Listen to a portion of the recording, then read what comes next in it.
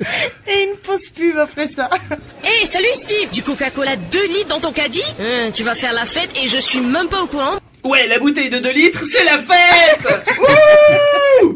T'achètes une petite bouteille, c'est la solitude. Une seule canette, carrément, appelle le docteur Amadeo, t'es au bord du suicide. Mais la bouteille de 2 litres, c'est la fête. Hihi. En plus, elle a aussi acheté des chips. Ouais.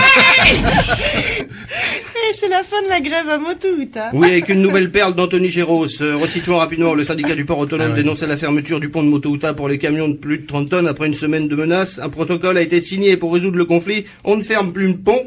C'est pour des raisons de sécurité qu'il fallait fermer, la réglementation a changé. Eh bien, le gouvernement invente le danger alterné. On passera une fois sur 2.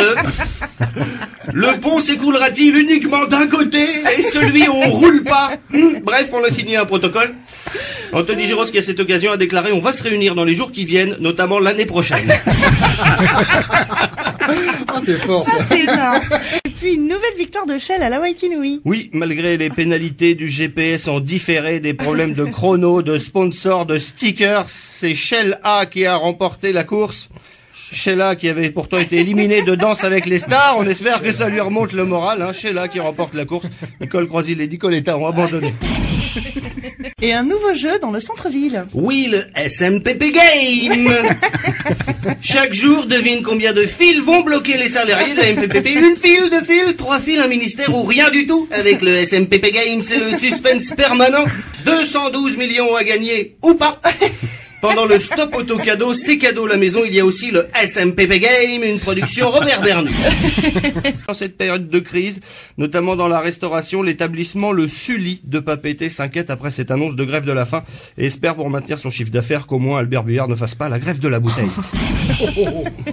Le Faretamao qui donc pour célébrer cette journée des droits de l'enfant proposa entre autres un concert de Rocky Gobret. On sent bien que le Faretamao connaît les attentes des jeunes dont il s'occupe depuis 8 ans. Passer le dimanche à Faréouté à écouter un mec en pas de def chanter Elvis Presley, pour certains c'est comparable à de la maltraitance. Alors si après cette journée vous avez envie d'en finir, on vous rappelle le numéro de la ligne verte, 44 44 22. On invite aussi les parents, donc il en faut pour tout le monde. Pour les abrutis qui nous écoutent, il y en a de plus en plus, on les remercie. Un iceberg n'est pas un dealer juif, non, mais un morceau de glace qui se décroche de la banquise. Mais oh, toi, Motou, t'es sûr, Lorenzo, un iceberg quand même, de 100 mètres de long, 50 de large. Oui, faut y aller, c'est énorme quand même, c'est 3 fois la taille de celui qui a coulé le Titanic, Qu'aurait pu couler Céline Dion, tant qu'il y était. Mais il faut y aller, c'est historique, en plein forum sur le climat, faut y aller, le réchauffement climatique, on y va, Lorenzo, merde, un bloc de glace de plus, quand même.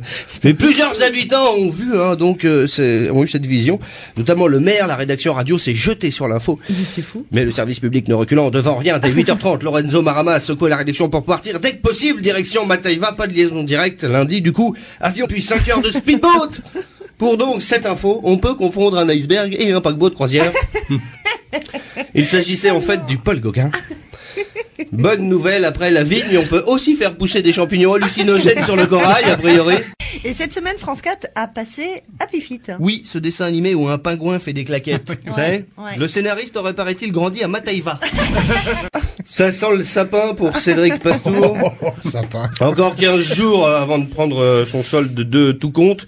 Lui, comme les autres, n'a pas pu faire grand-chose. Il restera toutefois dans l'histoire de la compagnie pour sa seule décision visible. Enfin dire à Dominique Auroy que son rosé, franchement, personne n'en veut déjà au sol. Et le GPS arrive sur la Waikinui. Oui, avec une révélation cette semaine, donc le système GPS choisi par les organisateurs a coûté à peu près 3 millions, alors qu'un système gratuit équivalent, selon certains, était disponible. Gratuit ou payant, je vous laisse débattre.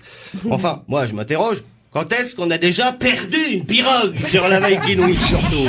Et enfin, le Tahiti Tourisme qui attend toujours son nouveau directeur. Avec ce titre de la dépêche de Tahiti cette semaine, le GIE toujours sans tête. Pas grave, ils ont tellement passé des années sans cerveau que ça change pas grand-chose, finalement. Et des nouvelles de la clinique Paofeuille. Happy birthday to you, happy birthday to you. 10 ans cette année que la commission de sécurité rend des avis défavorables à propos de la clinique. Et on termine au tribunal. Avec le fait divers de la semaine, un greffier du tribunal condamné pour avoir volé du paca dans les scellés. Oh non. Si. Il remplaçait le cannabis par du gazon, l'ice par du gros sel. Sans déconner. La bonne nouvelle, c'est qu'il restait de la drogue au tribunal, c'est-à-dire que les agents de la DSP en laissent pour les autres, c'est sympa. Le grand. Ça c'est fait.